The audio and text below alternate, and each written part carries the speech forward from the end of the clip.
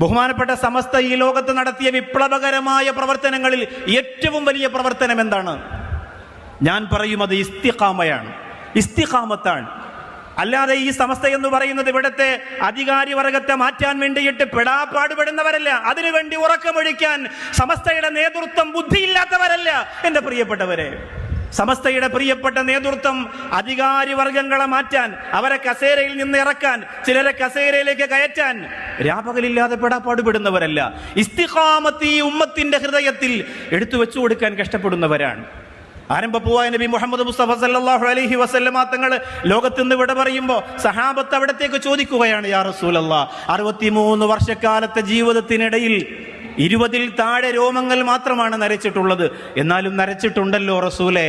ശയ്യബത്തിനി സൂറത്ത് ഹൂദ് ശഫീഉന റസൂലുള്ളാഹി സ്വല്ലല്ലാഹു അലൈഹി വസല്ലം. ഹൂദ് എന്ന സൂറത്താണ് എന്നെ നശിപ്പിച്ച് എന്നെ നരപ്പിച്ചത് എന്ന് ആരംഭപ്പൂ മൊഴിയുമ്പോൾ പിന്നീട് പ്രിയങ്കരനായ അബൂ അലി യുസ്രി റഹിമഹുല്ല സ്വപ്നം കാണുകയാണ് ആരംഭപ്പൂവിനെ. യാ റസൂലല്ലാഹ്, അങ്ങ് പറഞ്ഞിരുന്നല്ലോ സൂറത്ത് ഹൂദ് അങ്ങയെ നരപ്പിച്ചു എന്ന് പറഞ്ഞിരുന്നല്ലോ, അത് സത്യമാണോ നബിയെ? നഅം, അത് സത്യമാണ്. ശഫീഉനാ റസൂലുള്ളാഹി സ്വല്ലല്ലാഹു അലൈഹി വസല്ലമ തങ്ങൾ പറയുകയാണ്, അത് സത്യമാണ്. ഏതാണ് അങ്ങയെ നരപ്പിച്ചത് നബിയെ? ഏതാണ് അങ്ങയെ നരപ്പിച്ചത്? സൂറത്ത് ഹൂദിന്റെ പ്രതിപാദ്യ വിഷയങ്ങളായി പറഞ്ഞുകൊണ്ടിരിക്കുന്ന പ്രവാചകന്മാരുടെ സഹനത്തിന്റെ മുൾമുനയിലൂടെയുള്ള ദഅവത്തിന്റെ സഞ്ചാര പദങ്ങളുടെ കണ്ണീർ കഥകളാണോ അങ്ങയെ നരപ്പിച്ച് കളഞ്ഞത്? അല്ല.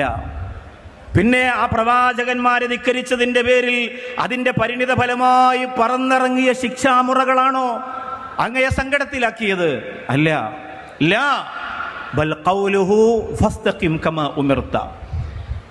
നിങ്ങൾ ഈ ഇസ്തിഖാമത്തിൽ നിർബന്ധമായും ആ ഇസ്തിഖാമത്തിന്റെ വരയും പുള്ളിയും തെറ്റാതെ സഞ്ചരിക്കണമെന്ന അള്ളാഹുവിന്റെ നിർദ്ദേശമാണ് എന്നെ നരപ്പിച്ചത് എന്ന് ശഫീഉനാ റസൂലുള്ളാഹി സ്വല്ലല്ലാഹു അലൈഹി വസല്ലം. ആ ഇസ്തിഖാമയാണ് നമുക്ക് സമസ്ത തരുന്നത്.